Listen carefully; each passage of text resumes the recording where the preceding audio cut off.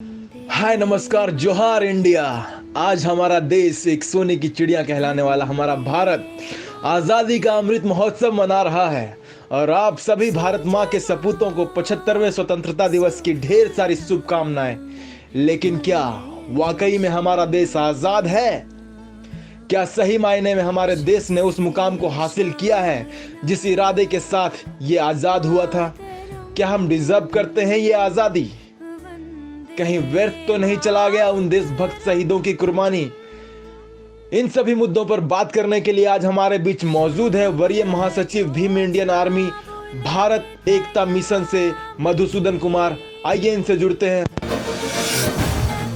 मुझे बहुत खुशी है कि पत्रकार महोदय आपने मुझे एक मौका दिया कि ये जो भारतवर्ष है जिसका हम 75वीं वर्षगांठ मनाने के बाद हम 76वां वर्ष में प्रवेश करेंगे और ऐसे महत्वपूर्ण समय में, ऐसे लैंडमार्किंग समय में जब हम इस देश का अमृतोत्सव मना रहे हैं भारत सरकार के सौजन्य से या भारत सरकार के आदेश से, ये बहुत ही सुखद क्षण हमारे लिए है।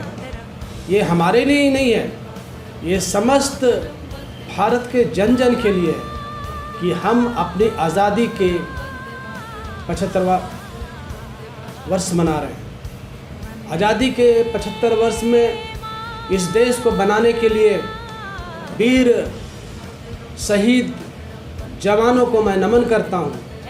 इस देश को संवारने वाले तमाम जो राजनेता थे, गांधी हो, नेहरू हो, अंबेडकर हो, पटेल हो, मैं इनको नमन करता हूँ।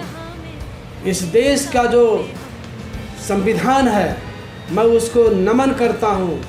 इस देश के जो वैज्ञानिक हैं, इस देश के जो इंजीनियर हैं, इस देश के जो टेक्नीशियन हैं, जो बड़े बड़े जो शिक्षाविद हैं जिन्होंने इस देश को संवारा है, सजाया है, उनके योगदान को हम भूल नहीं सकते हैं। हम जानते हैं कि इस देश का जो पुराना अतीत रहा है और हम शुरू से गुनगुनाते आए हैं, जहाँ डाल डाल पर सोने की चिड़िया करती है बसेरा, वो भारत देश है मेरा।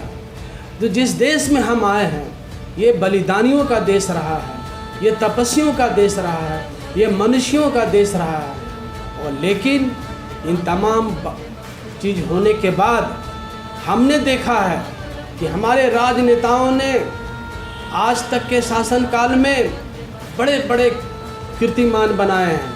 वो कीर्तिमान क्या था? विकास का था। बड़े बड़े विद्या का इंस्टीट्यूशन खोला गया, एम्स खोले गए, आईआईएम्स खोले गए, बड़े बड़े कल कारखानों का औद्योगिकरण किया गया, उद्योग स्थापित हुए जिसमें हमारा एचईसी है, भेल है, सीसीएल है, मेकान है और ना जाने न्यूक्लियर प्लांट्स हैं और रेलवे इक्विपमेंट्स फैक्ट्रीज़ हैं, इलेक्ट्रिकल फैक्ट्रीज़ हैं, इलेक्ट्रिक इक्विपमेंट फैक्ट्रीज़ हैं। बहुत सारे बड़े बड़े प्लांट बने। इस प्लांट के माध्यम से हमने इस देश को उन्नति दिया, प्रगति दिया, रोजगार दिया। और उसके बाद थोड़ा सा और आगे हम बढ़ते हैं कि इस बीच में 75 साल में इस देश की जो संस्कृति है वो बहुत ऊंचाई तक गई है। इस देश का ये हमेशा ये मजहब रहा है कि हम दूसरे के जो धर्म है, दूसरे के जो संस्कृति है, दूसरे के जो कल्चर है, उनका हम सम्मान करते आए हैं। और उसका परिणाम ये स्वरूप है कि इस देश का जो माहौल है वो सदैव ही गंगा जमुनी का रहा है, सदैव ही मानवतावादी रहा है, सदैव ही मानव प्रेमी रहा है। हम थोड़ा सा और आगे बढ़ते हैं। इस 75वें वर्षगांठ के अवसर पर देखने के लिए तो इस देश ने बहुत से लोगों, बहुत सी चीज़ों को, बहुत से उतार चढ़ाव देखे हैं। इस उतार चढ़ाव में हम देख रहे हैं कि कुछ दिनों से बहुत सी फिरका परस्ती ताकतें, बहुत से ऐसे तत्व जो इस खूबसूरत देश को, इस शांति प्रिय देश को, इस अहिंसा के देश को, भगवान बुद्ध के देश को लोग अशांत करने पर लगे होंगे। लेकिन इन सबों से, इन तमाम झांझवतों से हम घबराने वाले नहीं हैं। हम भारतवासी का जज्बा बहुत ही ऊंचा है और बहुत ही शानदार है। और एक बात और मैं कहना चाहूँगा कि इस देश का जो नागरिक है वो बहुत ही भावुक नागरिक है, और इस भावुक जो नागरिक हैं वो कभी कभी अच्छाई और बुराई में फासला को नहीं देख पाते हैं, जिसका परिणाम स्वरूप ये होता है कि हम विचार में एक नहीं हो पाते हैं। हमारा विचार मतांतर हो जाता है, विचार में विभेद हो जाता है, जिससे कि समाज में बहुत सी भ्रांतियाँ फैल जाती है, अशांति फैल जाती है और अलगावपन का दौर शुरू हो जाता है। तो ऐसे में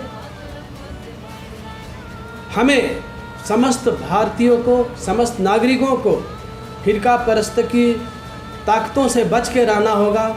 अलगाववादी जो तत्व हैं उनसे बच के रहना होगा, और हमें इस राष्ट्र की एकता के लिए, इसकी संप्रभुता के लिए, इसके एकता के लिए हमको एक होकर संघर्ष करना होगा।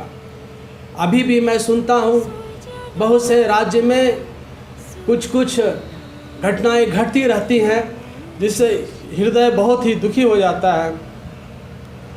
ये एक सिलसिला चल पड़ा है, पता नहीं क्यों।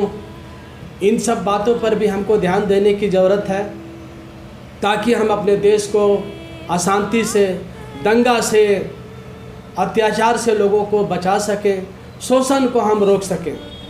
अभी बहुत एक नई बात आ रही है कि लोग, तमाम जितनी राजनीतिक पार्टियां हैं, वो अपने आप को वाहवाही करने पर तुली हुई है, लेकिन इससे जनता का कुछ कल्याण नहीं हो रहा है।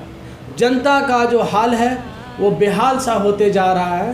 कहीं महंगाई की मार है, कहीं रोजगार की मार है, कहीं स्वास्थ्य का मार है, कहीं शिक्षा का पतन हो रहा है। इन तमाम को देखते हुए लगता है कि अब हम को सचेत हो जाने की आवश्यकता है, और समय रहते इन तमाम जो छोटी मोटी जो बुराइयां हैं, जो महंगाई है, बेरोजगारी है, शिक्षा का, स्वास्थ्य के मुद्दे पर या कानून व्यवस्था के मुद्दे पर हमको बहुत ही सजगता के साथ करना होगा। तभी हम भारत को और सुंदर और खूबसूरत और ही ज़्यादा माने विश्व गुरु बनने की ओर हम ले जा सकते हैं। मैं यही कहूँगा कि हमारे जो राजनेता हैं या जो देश के प्रधानमंत्री हैं, ये देश के जो राष्ट्रपति हैं, मैं चाहूँगा कि ये मेरा संदेश उन तक जाए, और इस देश को सजाने संवारने के लिए जो भी जनता से उनको अपेक्षा है, उनको हम लोग पूरा करने के लिए प्रतिबद्ध हैं। धन्यवाद।